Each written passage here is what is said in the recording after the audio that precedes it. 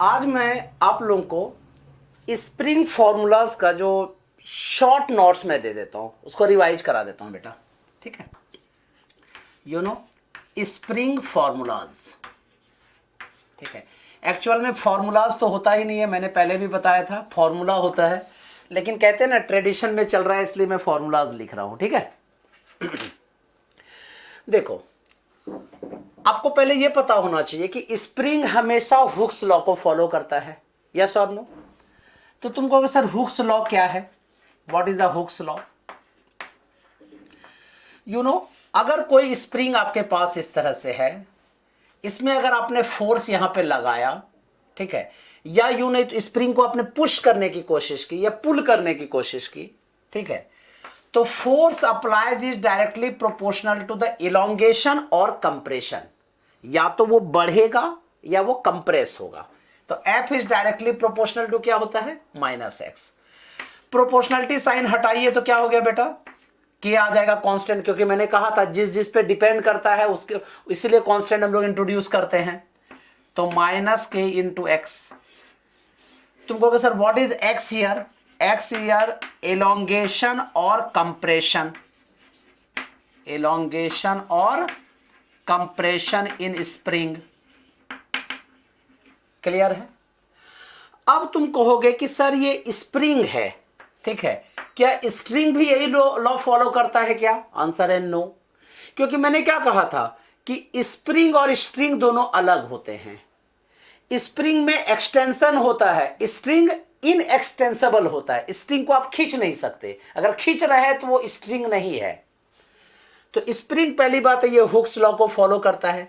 अगर तुमने खींचा तो इसमें पोटेंशियल एनर्जी कितनी स्टोर होगी, अगर स्प्रिंग को ऐसे खींच के आपने रखा है तो कितनी पोटेंशियल एनर्जी स्टोर होगी इसमें। तो यू नो पोटेंशियल एनर्जी, ठीक है, स्टोर्ड इन, ठीक है, स्टोर्ड इन स्ट्रेस्ड स्ट्रिंग।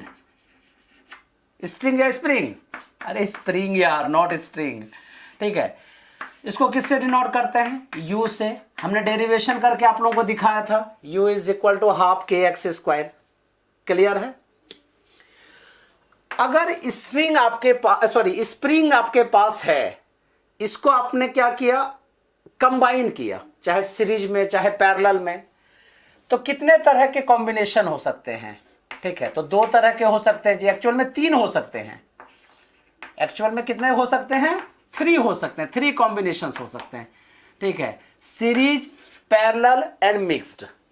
लेकिन जनरली हम लोग दो ही बात करते हैं, एक सीरीज की और पैरेलल की बात करते हैं।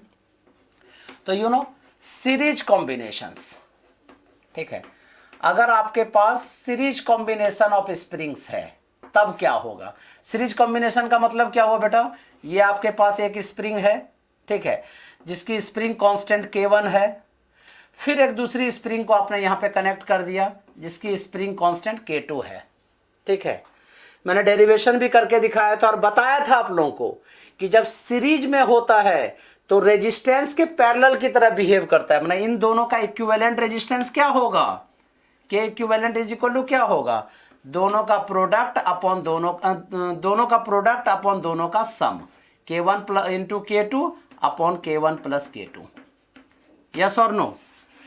इसको मैंने ऐसे भी कहा था कि अगर निकालना हो तो इस तरह से निकालिएगा, 1 upon K equivalent is equal to 1 upon K1 plus 1 upon K2। Solve करके देखना, यही आ जाएगा। क्लियर है।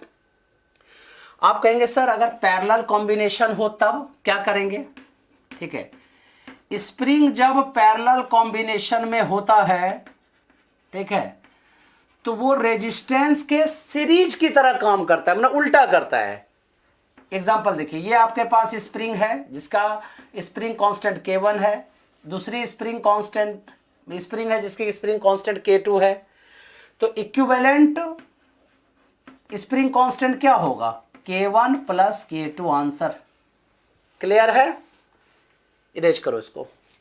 अगर आपके पास स्प्रिंग इस तरह से है जिसका स्प्रिंग कांस्टेंट, सॉरी इसकी स्प्रिंग कांस्टेंट कितनी है, K है, इसको दो पार्ट में आप कट कर दो, माना एक ऐसा हो गया, एक ऐसा हो गया। इसकी स्प्रिंग कांस्टेंट कितना है बेटा, K1, इसकी स्प्रिंग कांस्टेंट K2 है। तो अब क्वेश्चन ये है कि जब इसका स्प्रिंग कांस्टेंट K है तो K1 और K2 हम कैसे कैलकुलेट करें। बच्चों को ना रट्टा मारना पड़ता है, लेकिन मैंने क्या कहा था कि रट्टाफिकेशन नहीं करनी है, यस और नो, क्योंकि हम लोग साइंस वाले हैं भैया, लॉजिक हम लोग देंगे यहां पे। देखो बेटा, इस स्प्रिंग की जो लेंथ है वो L है और इसका स्प्रिंग कांस्टेंट K है। इसकी लेंथ सपोज करो L1 है और इसकी लेंथ L2 है। तुम कहोगे सर कैसे, मेजर कर लो भाई, पता चल जाएगा।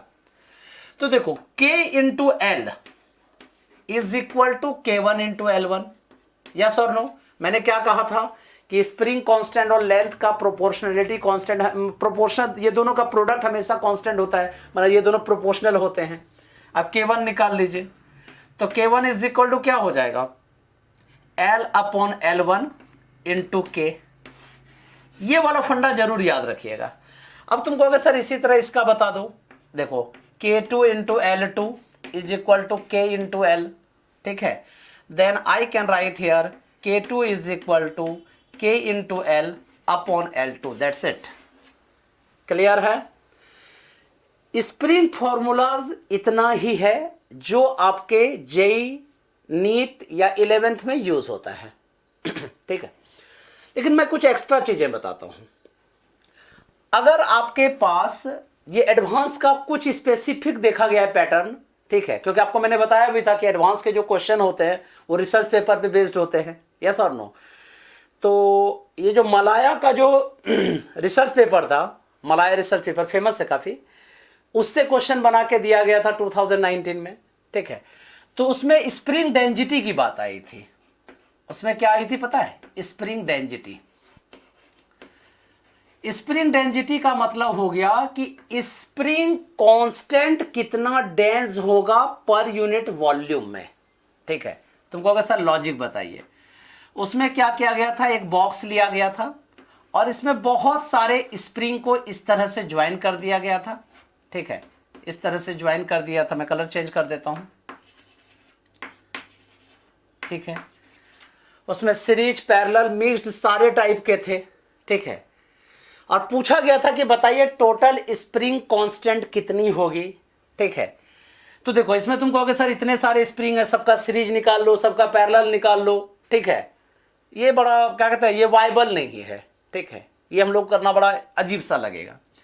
हम लोग क्या करते हैं, एक स्प्रिंग का स्प्रिंग कांस्टेंट निकाल लेते हैं, ठीक है। सपोज करो इसका नाम मैंने K1 रख दिया, या सारे सीरीज वाले सबका K1 लिख दिया, पैरेलल वाले सबका K2 ले लिया जी, और सारे का स्प्रिंग कांस्टेंट एक्चुअल में इक्वल होता था, पैरेलल वाले में सारे इक्वल होते थे। और सपोज कीजिए यहां पे मिक्स्ड में है, कुछ ऐसे ऐसे स्प्रिंग्स भी थे, याद है, उसका हमने K3 ले लिया, ठीक है। तो equivalent spring constant is equal to product of this all, मतलब summation of K1 into K2 into K3 upon sum of individual, sum of twice, यही करते थे। तो summation of KI, I equal to 1 से लेकर जितना भी कांस्टेंट है, plus summation of KI into KJ, ठीक है। This is called spring constant for all. अब स्प्रिंग डेंसिटी अगर निकालनी है कि सर बताइए कि इसकी डेंसिटी पर यूनिट वॉल्यूम कितनी है, ठीक है। तो यू नो इसको K लेट कर लेते थे, ठीक है। तो K equivalent upon volume, yes और no, K equivalent upon volume. ये एडवांस में या बहुत टफ लेवल के क्वेश्चन आएंगे तब उसके लिए यूज होता है, ठीक है। बाकी सारे जो हैं आपके जेई मेंस और जेई एडवांस में भी ये सब यूज होते हैं, लेकिन ये एक स्पेसिफिक क्वेश्चन था जो मैंने आपको कराया। Till then bye, as well as best of luck.